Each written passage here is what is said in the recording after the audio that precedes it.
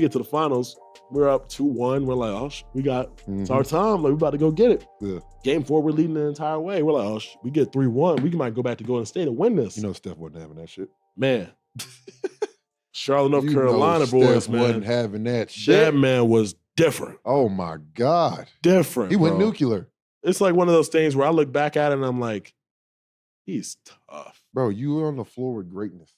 Like, that was his legacy game. You know what's crazy? Because, like, you know how, like, I grew up in Charlotte, man. Like, so I grew up watching, and I went to college and I watched the Warriors, Cleveland Cavaliers, like, series. You were a part of that. And I'm a part of the losing side of history, but I remember watching it, bro, and I was like, yo, he was absurd to watch. And I played against him. I was like, he's different, bro. This is what I learned.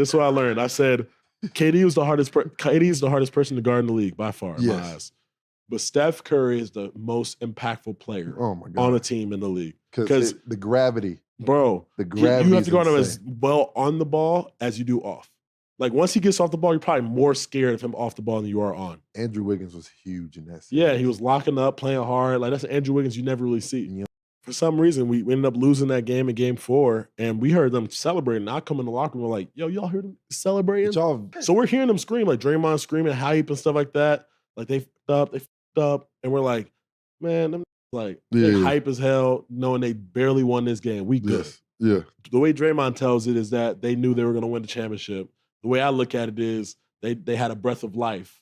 Yes. And, like, we tricked it off. And then they whooped our ass that game 5. So we come into game 6, and we're like, all right, cool. Like, we got to protect our home court. Like, whoop. They had different plans. They had different plans. They said it. Bro, it happened twice, bro. It actually pisses me off to this day, bro. It was both the games that we've had closeout games last year and the year before that. Teams literally said, like, we're winning here in Boston. Like, they had Encore packed out, or they had the flight set for Denver. Like, I was like, bro, like, that's disrespectful. So, like, next you know, because Warriors said that, I'm like, that we ain't going. Like, I'm hyped. Like, I'm like, we ain't going. Yeah. Next year, you know, they come out and whip our ass. Yeah. So then the next year, I'm like, oh, we're going to use this as, like, a motivation thing. Miami said, we got our playing book for Denver. Yeah. Say, out of here. Like, I'm over here like, oh, we're going to be good. Man, we came out and got our ass kicked again.